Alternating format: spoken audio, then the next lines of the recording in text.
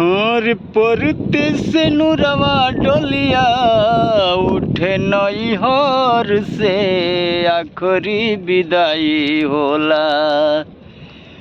पढ़ते से नुरवा डोलिया, पढ़ते से नुरवा डोलिया उठे नैहर से आखरी विदाई होला। अरे आखरी विदाई होला बलमुए के घर से आखरी विदाई होला। पढ़ते से नुरवा डोलिया उठे नैहर से आखरी विदाई होला। बलमुए के घर से आखरी विदाई होला। शुरू होला जिंदगी नया भोले कोहबर से आखरी विदाई होला। बलमुआ के घर से आखरी विदाई होला। बलमुआ के घर से आखरी विदाई होला। अरे नैहर के माड़वा पिया के चुनरिया, नैहर के माड़वा पिया के चुनरिया पहिरी के बैठेली जब ई गुजरिया।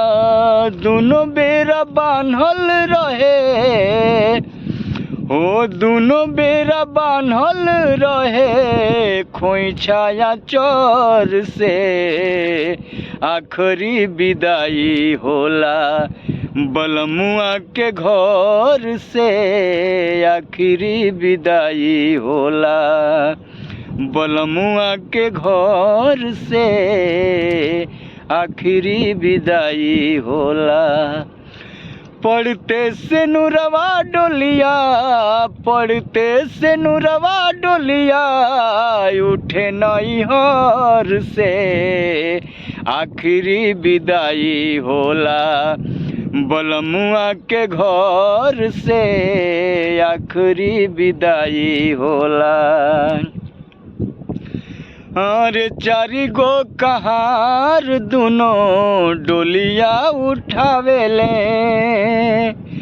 ओ, चारी गो कहार दोनों डोलिया उठावेले। अपने ही हाथे अपने लोग बैठावेले, अपने ही हाथे अपने लोग बैठावेले। जुड़ी जाला नाता तहिया, जुड़ी जाला नाता तहिया आखरी सफर से आखरी विदाई होला। बलमुआ के घर से आखरी विदाई होला। शुरू होला जिंदगी नया भोले कोहबर से आखरी विदाई होला। बलमुआ के घर से आखरी विदाई होला। बलमुआ के घर से आखरी विदाई होला। अरे परते से नुरवा डोलिया उठे नैहर से आखरी विदाई होला। बलमुआ के घर से आखरी विदाई होला।